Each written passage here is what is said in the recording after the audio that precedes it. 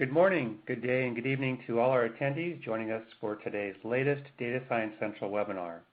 I'd like to start our event off today by thanking Tableau for sponsoring today's webinar. As many of you may already know, Tableau is a longtime supporter of the Data Science Central community and a wonderful partner, and we're honored to have them sponsoring our webinar today. I'd also like to take this opportunity to mention and show appreciation for some of our other recent sponsors, including MapR, Teradata, TIBCO, Hortonworks, and Pivotal, as well as Cisco, to name just a few.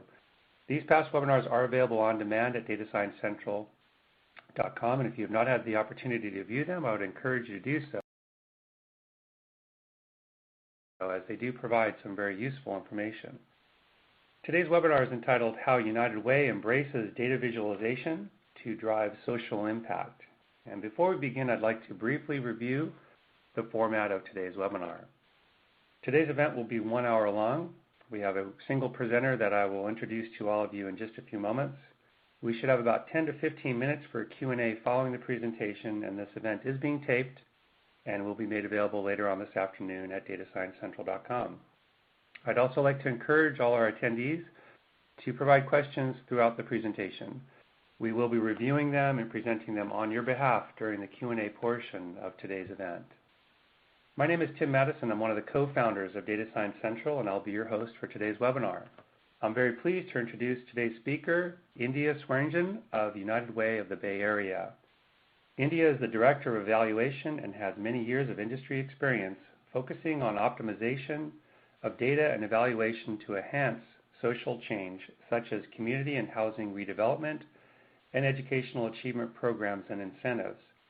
As the Director of Evaluation and Insight at the United Way, India helps to ensure department and overall organizational goals are aligned and that data are seamlessly integrated into archiving organizational and community key outcomes. She has an MA in Applied Social Psychology and Program Evaluation. Thanks for being with us this morning, India. We're looking forward to your presentation. United Way has set a goal to cut poverty in half by the year 2020. To achieve this, they are collaborating with local agencies, governments, and corporations. This means dealing with disparate data from a range of sources to monitor change, track key indicators, and facilitate discovery of patterns and trends leading to new insight. In today's webinar, we will demonstrate how United Way uses data visualization to measure progress, empower collaboration, and support decision-making across a broad audience, highlighting how the United Way empowers a truly data-driven culture, creatively connects disparate, sometimes messy information in one place, and builds various non-techie dashboards to support various projects. So India, as soon as you're ready to go, I'll let you take over. All right, good morning, everyone, and thank you, Tim. Thank you all for joining us. So as Tim stated, my name is India Swearingen. I'm the Director of Evaluation and Insights at United Way of the Bay Area, and I am the Director of Evaluation in a small team, a team of one, as some of you guys might be able to relate to, and I do anything related to program evaluation, data metrics, research, and basically I love data. But today I want to talk to you all about how United Way embraces data visualization to drive social impact. And before we get started, I want to go over a few things that I hope that you guys will walk away from after this presentation. And the first thing is understanding the process of how we drove metrics within our organization and the different phases that we had to go through. And then also giving you guys some visualizations, some reports for inspiration to walk away with, maybe you can take back to your company or organization. And then lastly, some lessons learned. We learned a lot of things throughout this past couple of years in using Tableau and developing visualizations. So without further ado, let's get started. So many of you guys working in the social sector have seen, or just in companies in general, have seen that there are kind of two types of data environments. And the first one being a less ideal data environment. And real quickly, what this looks like is you have an organization or you have a data system where there's only a partial view of what's actually happening in the organization. You may not know how many you've served or what the true impact is. Or you might be using disparate data systems where you have some data here, some data living in this document, some in an Excel spreadsheet. It's all over the place, and it's really hard to kind of see the complete picture when you have different things living in different places. Or you have inconsistent reporting. So what this might look like is you might go to one person in the organization and get one number, and you see another number somewhere else, and the organization as a whole isn't really telling the same story. Or the data is just non-accessible. No one knows where to find it other than the people who are responsible for collecting the data. No one knows how to find it, it's difficult. It's in a difficult format or tool to use. On the opposite end of that is a more ideal data environment. And what this might look like is you have data that's visually representative, so it tells a story. People can understand what's actually happening.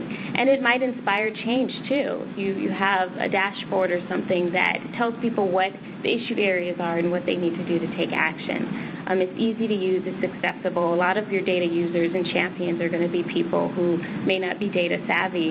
And so you create tools for things and visualizations for them to really understand and comprehend without having a heavy data background. And then there's coordinated efforts, and this one is really, really important, and I'll go into this a little bit more in detail later, but it's about getting people to work together across the organization. Yeah, you have your data experts, but really having people be champions of that data, working together, kind of telling the story, pulling the data, doing all the different, getting the information out, being ambassadors of it. That's one of the biggest things that you'll see. However, there are many challenges that we all experience, whether or not you're in a for-profit or a nonprofit organization. And the first one is systems issues, and that's having data in many places and not knowing where to find it or how to bring it together, having little money or resources to do it. You might be working in a small team of one, like myself, or you may not have the tools or technology to support a platform that streamlines all of this data. Building accountability is also a challenge.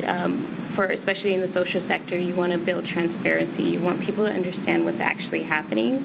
And you want the data not just to be a pretty visual, but something that can drive decision-making within the organization. So kind of getting other folks to leverage that. And then the last big challenge, is creating a culture. So once you have all of these different tools and systems in place, creating a culture where the tools that people are using are quick, simple, easy to find, and people are regularly using them, and people are regularly engaged in the insight. So specifically, I want to talk about some of these challenges in regards to United Way of the Bay Area. So some of you guys might be familiar with the United Way brand, but for those of you who are less familiar, United Way of the Bay Area is part of a large network called United Way, ranging from United Way of California, United Way Worldwide, United Way of America, and this particular, and all of these organizations are focused on education, income, and health, and bringing people from different organizations and across the community to address poverty. United Way of the Bay Area specifically focuses on, we're based in the Bay Area in San Francisco, and we specifically focus on issues in the Bay Area, and we have a goal of cutting poverty in half. So all of our programs and our initiatives are under the umbrella of education, income, and basic needs. And United Way of the Bay Area, as far as this kind of our roadmap to where we're at as far as being data savvy, we kind of sit closer to the ideal data environment, though we still have some challenges that we're trying to accomplish and working towards to be at that truly, data-driven, very ideal data environment.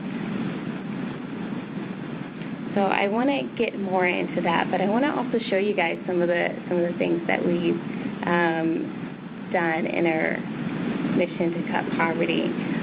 So a little bit more about United Way. We have 4 core strategies, and I'm giving you guys this so you can kind of understand where we're pulling the data from and how we're using the data and what our initiatives are that we're trying to address. So we have our Rise Together Collective Impact movement, which is bringing together, United Way is the backbone for that, and we're bringing together organizations and agencies in the community to address poverty, address this goal of cutting poverty in half by 2020. We also have our 5 core systems changing programs, like our call center that people can call in and get information about services in the area. It's kind of like 411, but it's 211. And our workforce development youth programs. Those are 2 examples. We also have our policy and advocacy work. This is kind of getting things on the ballot, pushing for legislation, really just getting systemic changes. And then lastly, our civic engagement and social movements, such as volunteerism, getting people out there. And so here are some examples in the last few months of some of the visualizations we built in Tableau to accomplish some of these goals. So this is our self-sufficiency standard, that it's interactive. Folks can hover above different counties in the Bay Area and see things like who's living below self-sufficiency.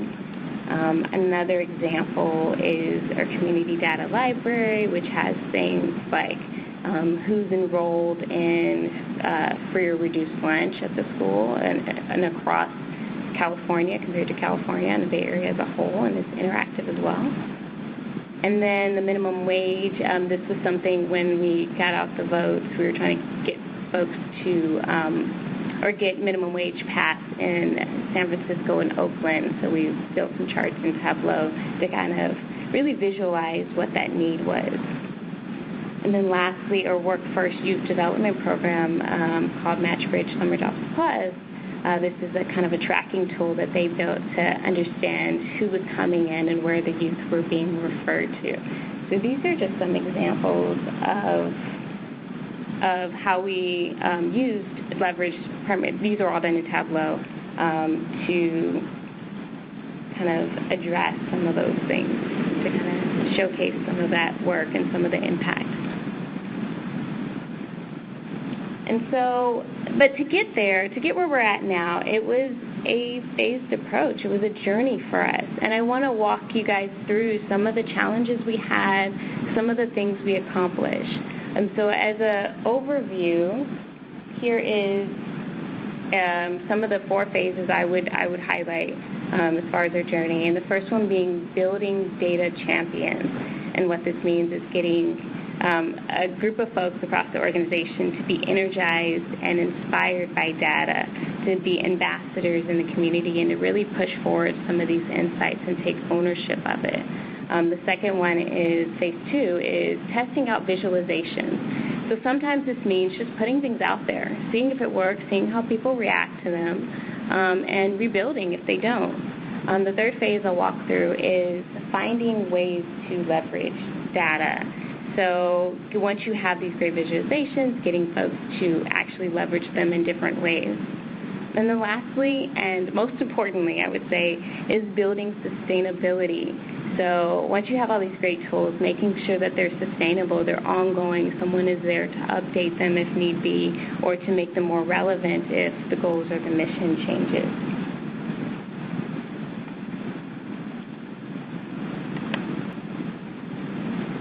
So let's take a journey. Let's go to that first phase, these little cars driving down this road.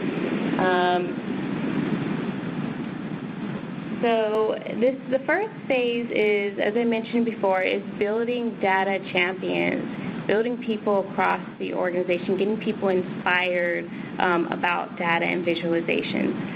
As I mentioned earlier, I am in a department of 1. So, the challenge of that is, whether or not you try to take ownership and you try to do everything yourselves, or you get people inspired, you give them the tools that they need to do analysis, to develop out these quick and simple, easy visualizations and to really, promote some of their work and to drive insight.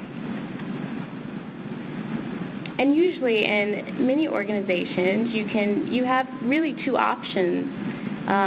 Most of us are not, unless you're like a Facebook or Google and you have a huge data team that's just responsible for doing big data, metrics running, building, doing things with machine learning. You have really two options, and one is command and control.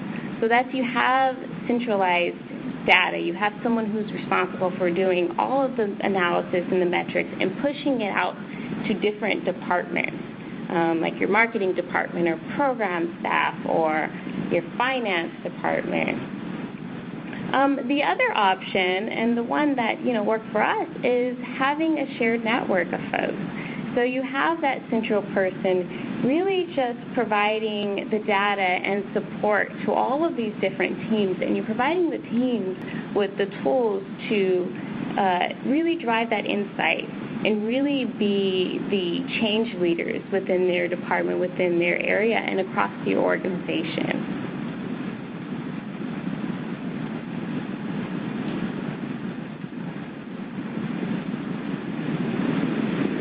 So I noticed some of you guys, a real quick pause, some of you guys might be having some trouble with the visuals. It depends on, this is all done through Prezi, and I think we'll be sharing this out afterwards if you're having trouble with your network system. So depending on the speed of your network, it might be showing up a little slow, or you might get a black screen.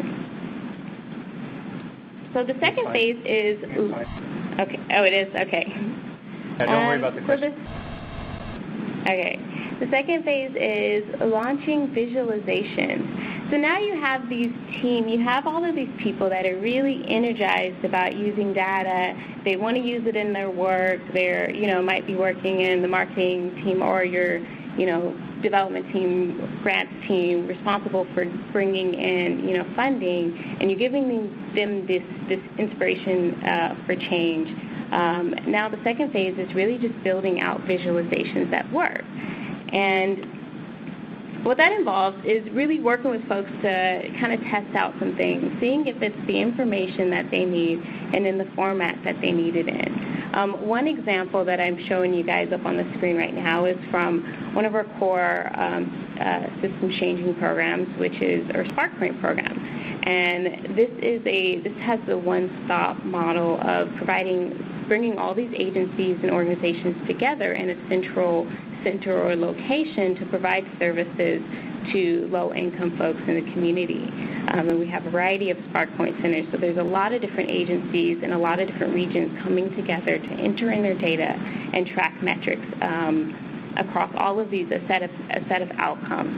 And so you can see here we created a column for impact. So what is the impact that the program's having each year? How many people are serving? How many people are being served? How many are achieving short-term and long-term outcomes? And then also the participants. Who are they? They're primarily really low-income folks that are coming in. They have mid to average credit score. They're predominantly Latino and African Americans, so really understanding who the program's serving. And then the last one is engagement. How is the program pushing forward? And then the looking ahead, what is the program targeting going forward? So what are the program staff and the agencies, the partner agencies that they work with, targeting going forward, so people across the organization can really leverage this and understand and say, oh, okay, now I get what SparkPoint is doing, or people in the community can really understand what the impact of SparkPoint is. And we have these for all of our core programs in the same format, but with a different focus, the same impact, participants, and engagement, so with a different focus depending on what the goal of the program is. And then the neat thing about this is that they're interactive. So all of these things you can hover above the points and really see kind of like a description of what they are, but then this other interactive piece is having these filters. So you can see previous years. We filtered in all the data from prior years. So, this is that accessibility, making it easy to use for folks. Now I don't have to look at a bunch of different spreadsheets or all of these different reports, in all these different places to really see how that changed in the previous years. I have it all in one place. And then also I can see it by county. Maybe I am just interested in what's happening in Alameda County or San Francisco. I can filter down and see what the impact is there. But to get here, this was a long process. And I don't mean it was long because it took a while to build it. Tableau was super easy to use. It was super easy to create these visualizations each time. The difficult part was getting people to agree upon a set of metrics that were important and putting it in a format that people could inspire, change and inspire understanding of what was happening and getting people to kind of communicate that and have one message. So that was a challenge.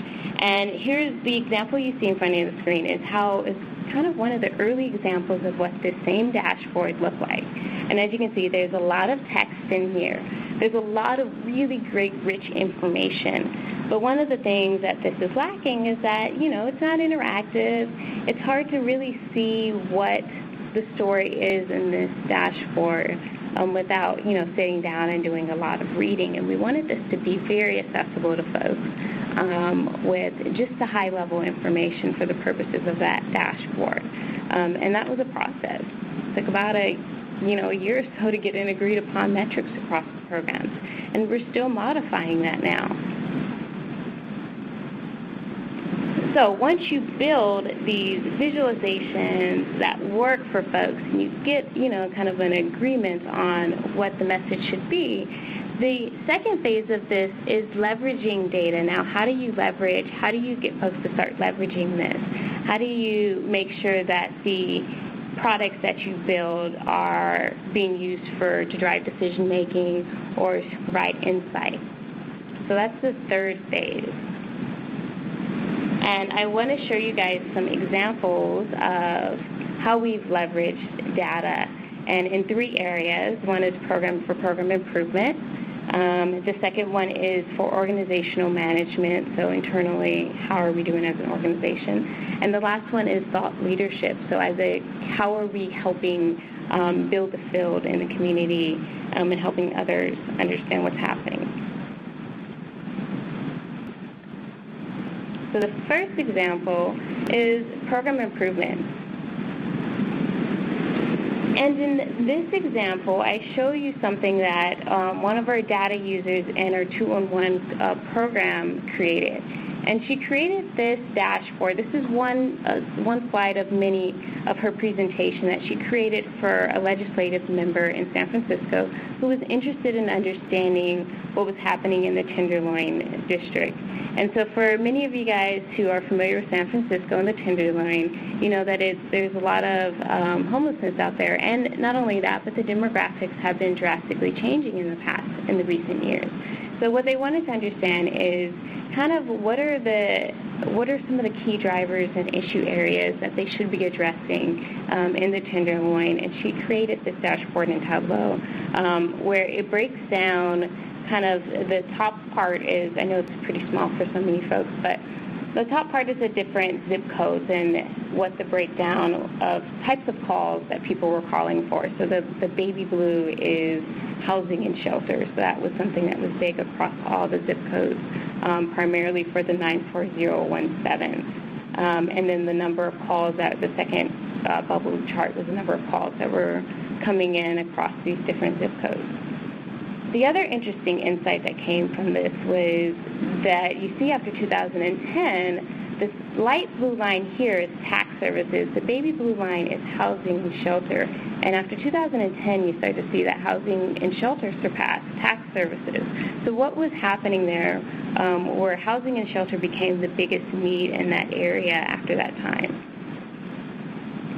And so this helped really to build a conversation around it for the folks she was presenting to really understand. I mean, you get thousands and thousands of calls coming into 2-on-1, and, you know, how do we begin to leverage this type of data to really get people to understand what's happening in that area, in different communities? I mean, it's a wealth of data out there.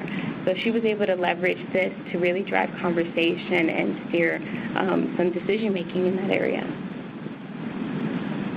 And then the other example I want to show you guys is how we use our opinion poll survey to really understand what's happening, how people view us, how people view United Way of the Bay Area. And this is a picture of me because I like it. It's me and some other staff member volunteering. So this is an example of our engagement opinion poll survey.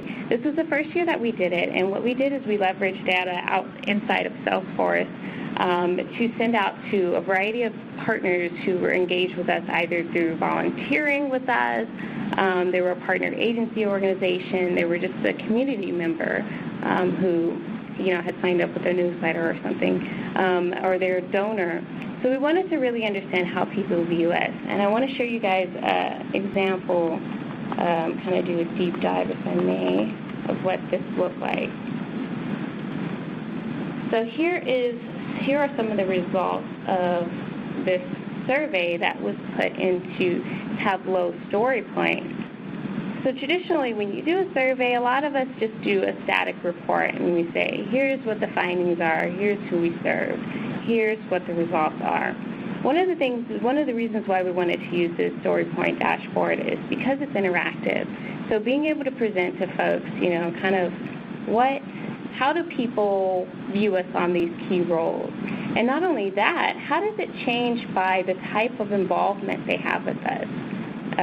So whether or not they're a donor or they're a partner agency, you can see they have higher opinions, or there's some other things here. How much do people trust United Way? So you can see kind of where we're at versus United Way as a whole. And then another interesting question was the Net Promoter Score that many organizations asked, who's likely to promote United Way of the Bay Area. And this shows donors. You can see so I'm clicking down on the right-hand side where there's filters, and you can see kind of, depending on their engagement level, how they view us. And the other interesting insight from this is that you can see the age groups. This is the 18 to 34, the millennials, but as you get older, the perceptions, the likelihood to promote starts to become, more on the negative side. So our millennials are our biggest promoters. So the reason why this was so important to put it in the story point is because folks could actually, as you're doing the presentation, folks can actually, ask questions, and you pre-fill it with these different filters so you can answer it right in front of their eyes. So it's just presented on all staff and with their leadership team, and, was able to make it interactive and engaging for folks so that they can begin to leverage this information to build better engagement strategies. And so let me go back to presentation.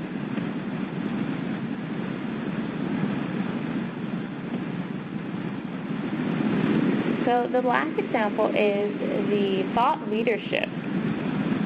And the example I want to show you guys in here is our nonprofit pulse survey that we do in the Bay Area every year. We've been doing the survey since 2005, and basically we asked a bunch of nonprofits and social sector and agencies in the social sector about how they're faring each year. We saw some really interesting insights when the economic crisis happened and how people recovered from how nonprofit agencies and the clients that they serve recovered after that moment. Traditionally, what we do with this survey is we put it in a report, we do an executive graphic summary, and we send out a press release, and that is it. We tell folks if you want it broken down by your county, you want to see the results by your county, we can send that to you separately. So, it was very static. It was very one-off. How we leveraged it this year, was doing another Tableau StoryPoint. And let me show you guys an example of that as well. So here's a live version that we posted on Tableau Public. And this is the same as a report. It looks like I clicked on something. Okay.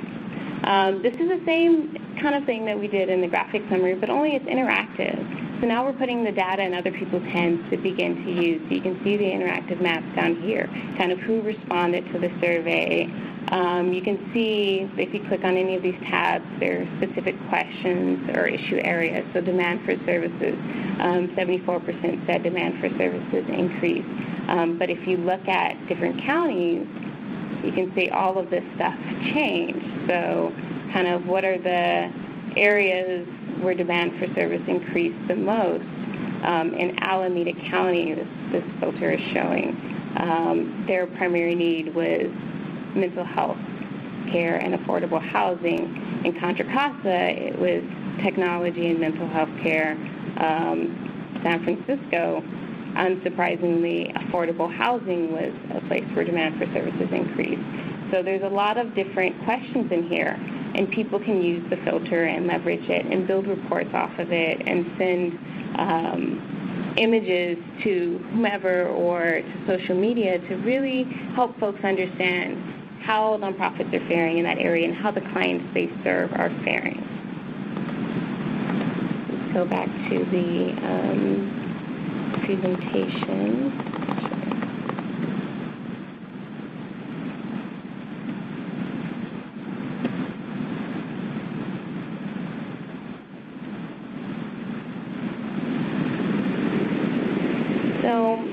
So now that you've gotten, once we built all of these different tools, we got folks to leverage them and to begin to use it to drive insight, that meant really just putting the data in their hands.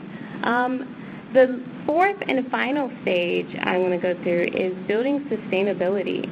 So how do we keep this stuff going? How do we keep the momentum going?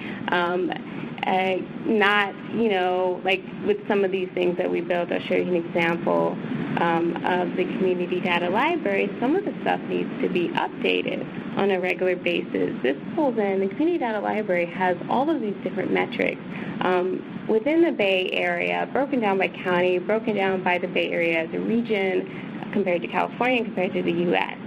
Tons of metrics in here on unemployment, ethnicity, the percentage of the population that's living below poverty or living below self-sufficiency. So all of these different indicators that were important to how we tell the story of poverty in the Bay Area. But it needs to be updated. They're coming from a variety of different sources. How do we keep these up to date, keeping people using this information and within our organization and externally? Your visualizations are only as good as they are relevant. So how do we keep the momentum going? How do we keep people excited about that? That's something that we're still working on and still making sure that data becomes a regular part of the conversation in meetings. I know there's a lot of key buzzwords like big data, machine learning, predictive analysis, and a lot of these things die down and the new thing comes out. How do we make sure that things that are getting people across the organization and in the community to be champions of data aren't being lost, aren't being forgotten about when something else comes along? So that's an important thing, that building up sustainability is probably one of the most important things of getting visualizations used and to drive social impact. So there are some early outcomes that we've noticed in building these different visualizations and really kind of turning into this more data-driven organization at United Way of the Bay Area. And one of those early outcomes that we've seen is it created conversations around improvement. So in some places we noticed that data wasn't there, data was missing, or we weren't really understanding what the right true metrics were once we looked at the information, once we had that data accessible to staff members and to our leadership team. So it created conversations around where we needed to improve systems, where we need to improve the type of metrics we were looking at, or whether or not it was the right metric. The other early outcome is identifying issue areas and priorities. So like the 2-in-1 example I showed you guys of where calls were coming in. you saw that really helped to identify some of the issue areas. People need housing. That's been a growing need since, right after the economic crisis, and people are still recovering from that. So kind of identifying issues that can be addressed, highlighting some of those things, and inspiring change, hopefully. The last big early outcome that we noticed was shared performance of activities and stakeholders. So we were able to communicate what was happening in our organization, share our impact. That's that transparency thing. For the first time, in some of those program dashboards, we had information in one place and one time. There was our workforce youth program. I remember coming in, and when we wanted to build a dashboard, we realized we didn't have all the data in one place, and that, it was in all these different forms and spreadsheets and things like that, to the point where we couldn't understand, how many people were being served throughout the entire life of the program. And so by building these visualizations and dashboards and building the systems behind it, we were able to finally present that message, finally present that outcome to folks, and share that out externally and really talk about what was happening in the program.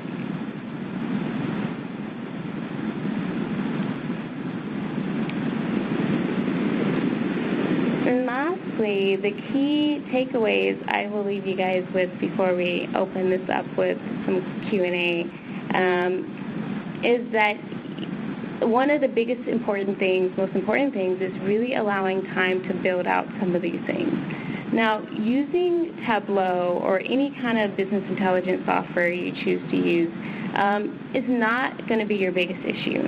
And in most cases with Tableau, it's super easy. People without a data background or an evaluation background or research background can actually leverage it pretty easily, pull their data in there, and drag and drop and run these, build a visualization as good as I did or even better, pretty easily. But the thing that takes a lot of time is allowing time to work through, to clean your data, to work through some technical issues with your data systems, to get folks all on the same page with what the metrics are, or you might not be collecting it, so now you have to do a survey or go back and retroactively collect that data, or try to test out a bunch of different visualizations and with a bunch of different people across the organization until you find something that works. So that takes the longest amount of time. So before you promise someone, hey, I can get this great visualization out for this thing that we're doing, allow time for that. Allow time for iterations of your visualizations and to find that data that may not exist. And then leveraging others. This is that building an army of champions. The key thing to do in the beginning is getting folks excited and energized about using the data, asking them, what's important for them to see, how they would leverage the data, kind of getting them involved in the process, that you're building things that would actually be used, and that you have people wanting to use and leverage the data themselves. So maybe that means setting up things for folks so that they can draw their own insights, setting up a dashboard, putting filters in there so they can come to their own conclusions and ask questions and really push that information out. And then the other third key takeaway of this is designing smart. So building things that are usable, easy to access, easy to understand, there's clarity. Even within our one organization, there are certain definitions of things of key things within each program that you may not understand unless you're on that team. So, making sure that these dashboards can be used by everyone and not, or by most folks, and not just, a set of people, a small set of folks that really understand what's happening. So really just making them non-techy, I guess.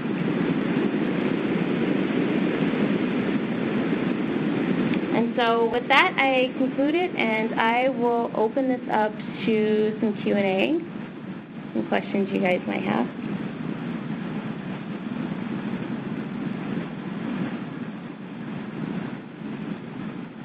Can you hear me okay? Yes, I can.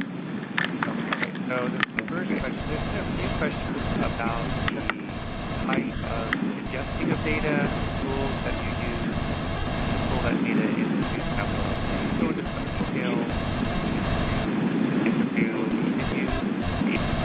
and how you ingested that data into Tableau?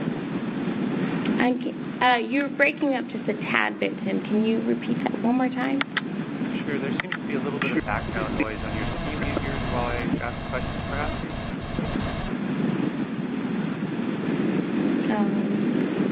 Any of this background noise, can you mute your phone? Okay. Yeah, much better. Sorry, there's a little bit of background noise. I'm not sure where it's coming from. But the first question that have been asked by a few that are attending is wanting more detail about the types of tools that you're using to ingest that data and make it into the presentation that you're doing here, usually using Tableau. If you can go into detail about how you are integrating and the different tools used for that data.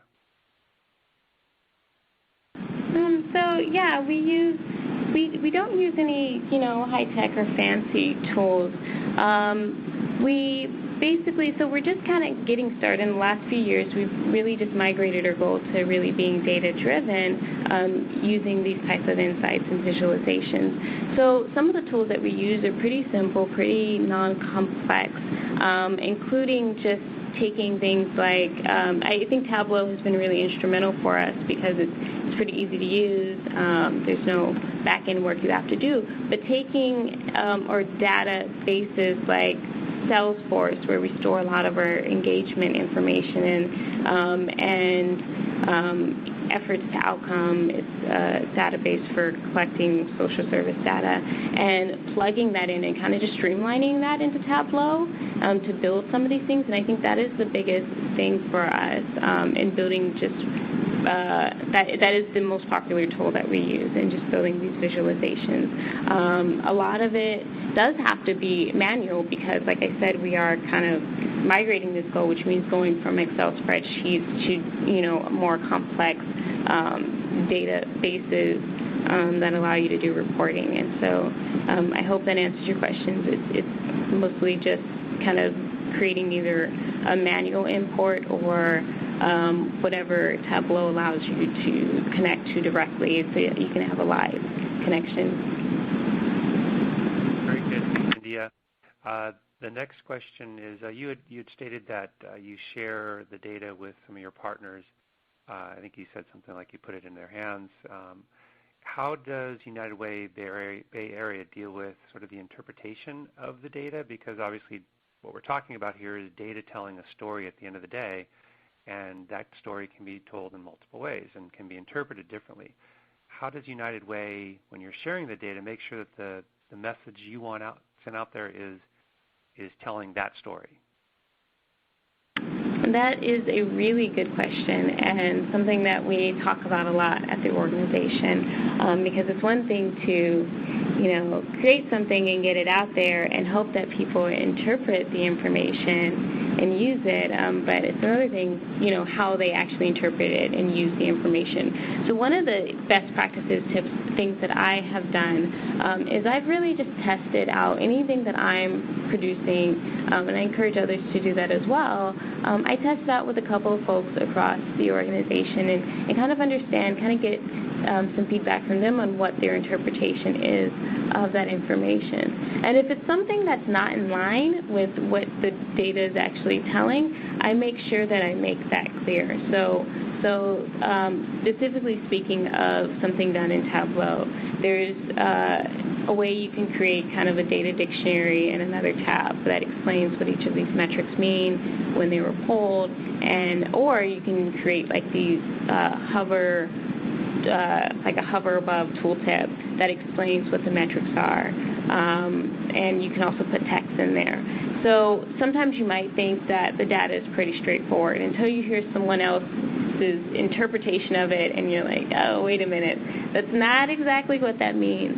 And so just really testing out things a few times internally with different folks across the organization, figuring out what their interpretation is if you're going to release something externally, and making sure you're really clear on what the key message is. Don't assume that everyone can see, a metric and get the same interpretation as you. Just making sure that that is super easy to understand, that it is clear that your titles are right and very accurate, and any additional detail, is put in an asterisk or something. And that's part of just building out your visualizations right. If you build them out right and they're clear, then, anyone should be able to take that and really understand it.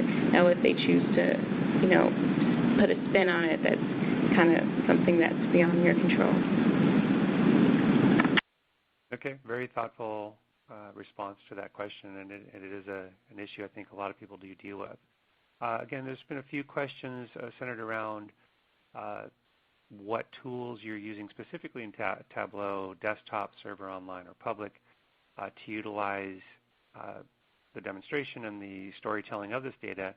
And they're also asking how long did it take to really build it out. So when you guys went and started to tackle this project, you talked about the buy-in and all that kind of stuff.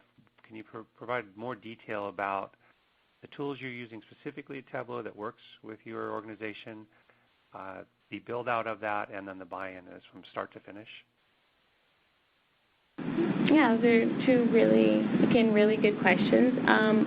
We did test out what people were most likely to use as far as the different tools in Tableau.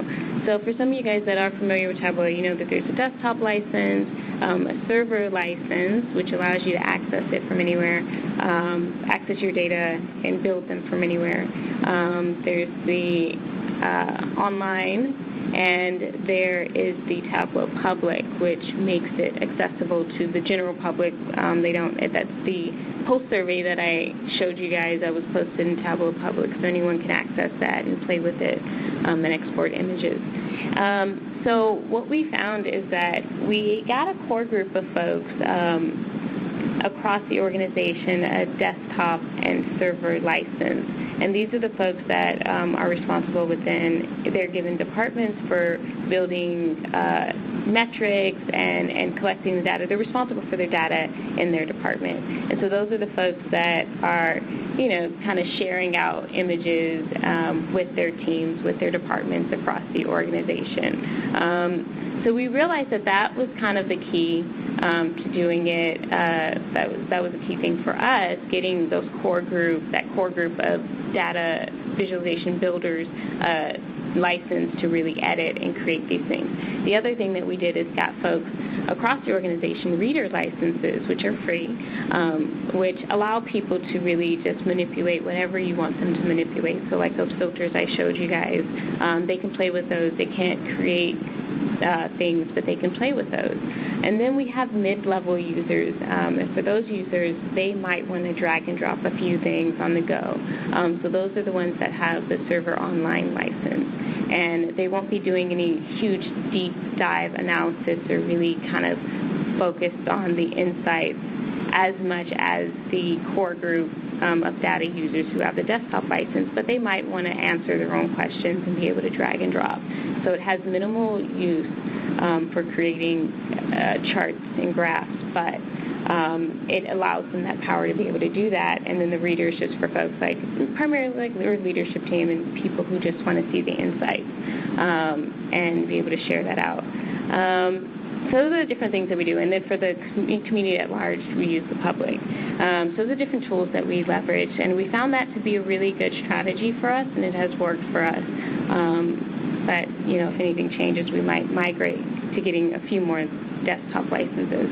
And then your second question was, how did we get buy-in? That's a difficult thing. I mean, it's a really good question. It's a difficult thing. How do you get people to actually start, engaging in Tableau? One of the things, we've been using it for about 2.5 years at United Way, and I think it really just kind of develops buy-in once you create something that's meaningful. So that's why I said in those different phases, you have the data champions, but you have some visualizations and some insights that you're then sharing out. Once we did that, people were excited about leveraging it for different things, and the possibilities were endless. So once we started creating, just kind of putting some things out there, like here's this dashboard, here, we allow you to see all these different outcomes across years and across counties, we got a lot of buy-in that way, and people started, thinking about other ways they can begin to leverage the data. So just really putting that in, putting out something, getting things out, start sharing that, sharing your outcomes in that way to folks, making it more visual, making it easy for people to understand, and then I think naturally folks will really buy into the idea of, looking at these dashboards and doing insights. Your organization will buy into the idea of getting licenses for this or for any other business intelligence product. A great answer again, India. Very thoughtfully responded to. I think a question might be, while you provided a great outline of how you got the buy-in and the process, on the buy-in side, did you get pushback from any departments where, United Way has been around for a long time? They're set in their ways, I would imagine, to a certain degree, and this is something new, right? So you're introducing something that's going to provide better insight, but along the way, how did you deal with, or did you have to at all, deal with people saying, yeah, we like the way it is?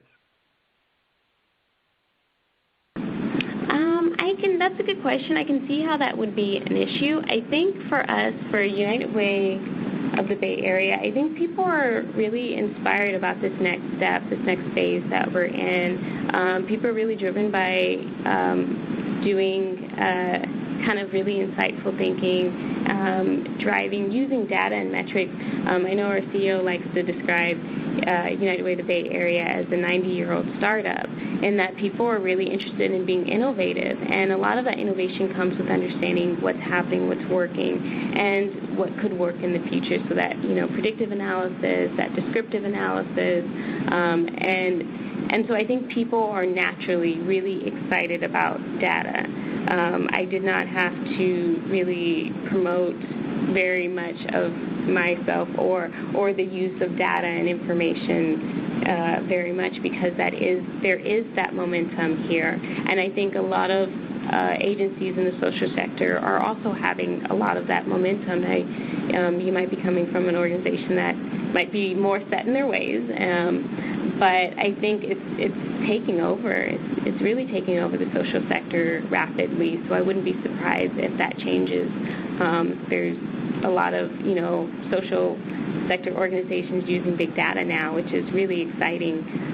So I don't think there's going to be much need for persuading folks to, use data and visualization to not only drive decisions, but to really showcase work. Okay, very good. A question that came in that I think is interesting is, while we're discussing, obviously, United Way, and most of that know it as this very large global organization. But it sounds like United Way Bay Area is a smaller subset of that larger group. So the question that came in is, what would you recommend for smaller organizations? But maybe you can discuss how this portion, that United Way Bay Area, if you would consider yourself a smaller organization, and how do you sort of filter everything up into the larger global United Way? Yeah, that's a good question. So we are kind of mid-sized when it comes to a nonprofit organization. We have about 100 plus, nearly 100 plus employees here.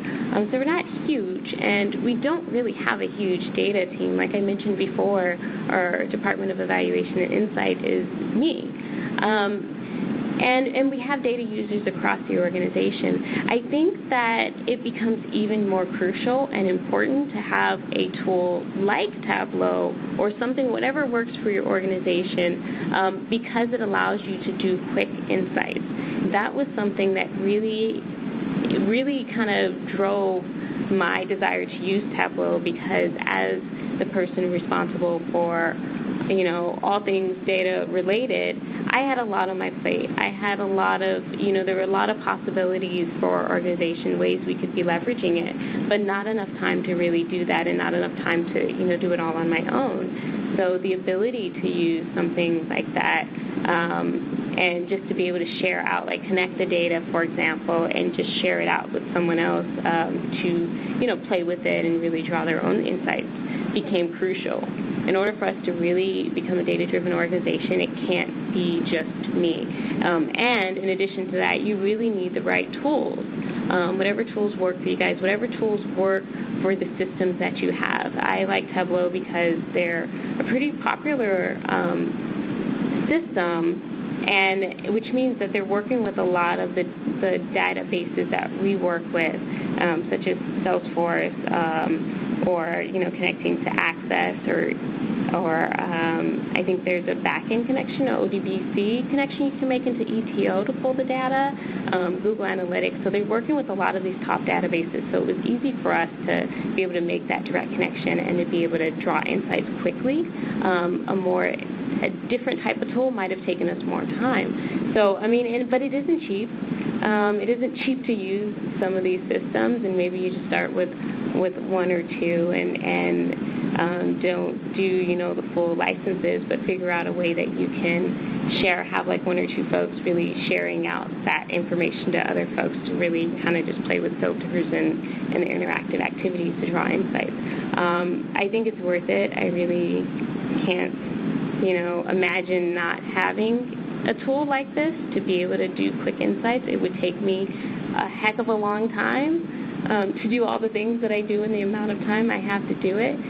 So I think it's especially important for small organizations with limited resources. Very good. Connected to that question, some have been asking how many users you have and how many people within the United Way Bay Area might be doing something similar to what you're doing, or even maybe outside of the Bay Area, the other regional office that you might be connected to. So maybe you can speak to sort of the overall licensing, seats that you've been needing and how you've managed to sort of scale Tableau based on your data needs. Yeah, so that's a good question. I mentioned this a little bit earlier. We have kind of three types of users at United Way. The first one is those deep dive users, the ones that are actually creating the deep insights, creating the charts and graphs, building the visualizations. I think it's about five folks maybe that have those licenses, desktop licenses, and they're represented all across the organization. And then we have some server licenses, that's about 10 or so more, and that's with kind of high users, but not necessarily folks who create the, where data is in their job responsibilities, but they might be using data a lot for, going to engage with partners. And then we have the third type of user is the folks that just simply want the information. They're not going to be creating any drag and drop features, but they might want to have that information for whatever conversations they're having. So those are the ones that have a Tableau Reader, which are free licenses, and we try to make sure that most folks in the organization have that. So that's been a useful strategy for us right now where we're at, and we might want to revisit that at some point, but it's worked for us. And then just kind of as the United Way as a network as a whole, this is kind of spreading like wildfire across the United Ways. I just had a few conversations with some other folks at United Way Worldwide, United Way of California, United Way of Utah, all these other United Ways that are starting to really leverage Tableau as a business intelligence tool that they use to draw insights and to build things like interactive dashboards to really share the story and communicate data and metrics in the community. So it's really something that's spreading across the United Ways as a whole, across social sectors, I think, as a whole. So it's pretty exciting to be at the beginning stages of it. Very good. Sounds like you're starting a United Way trend. So good for you for being the pioneer. The next question is, how often do you update or change the standard metrics that you're collecting? And I guess this sort of goes also to the different types of data you're collecting and how often that data is updated and then shared with those that need to see the data. Yeah, that's a really good question. I mentioned the point in my presentation that, the data is only as useful as it is relevant.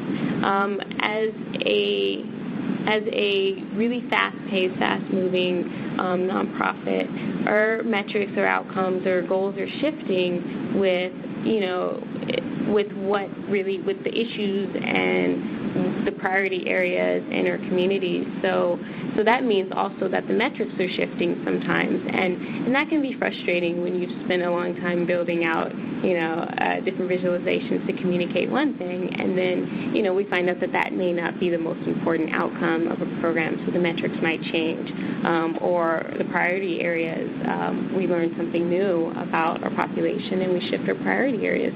So that shifts a lot. It changes a lot, and that's one of the reasons why working together, working with folks across your organization is crucial. Because if you build a visualization, a dashboard that's no longer relevant to the metrics that are being tracked, then you've just spent a ton of time that's, not useful. It's not providing very much insight. So you have to make that communication very constant. You have to make that process very collaborative with the program teams or, with the different departments so that you constantly understand what the key metrics are and you're flexible to change. It changes a lot for us, and you just kind of have to roll with it and build out the right messaging around some of those things and help folks to really understand what those metrics are early on. Okay, very good. That's going to have to be the last question. We're at the end of our presentation. So everybody that did ask questions, we had a lot that came in. Don't worry, rest assured, I'm going to be sending them to India and to Tableau and making sure that you guys get a response. Also, the screen that's been up for a while, you can take down India's information and reach out to her after this presentation if you'd like. So again, thank you, India. Great presentation, very thoughtful answers to some really great questions. I just have a really few quick announcements to make to please mark your calendars for January 9th and our next Data Science Central webinar, which is going to be sponsored by Altascale. And also, as I mentioned earlier today, this taping is going to be made available later on this afternoon on datasciencecentral.com. This brings our webinar to a close. This is the final webinar for the year, so thank you for everyone that's been participating and attending. I'd like to thank our audience again for their participation and questions, and a special thank you to Tableau and to India for their sponsorship and to India for her insight into today's topic. My name is Tim Madison. I'm very pleased to have been your host for today's event. I'll look forward to seeing you all again on January 9th. Happy holidays and Happy New Year to you all, and we'll see you next time. Take care.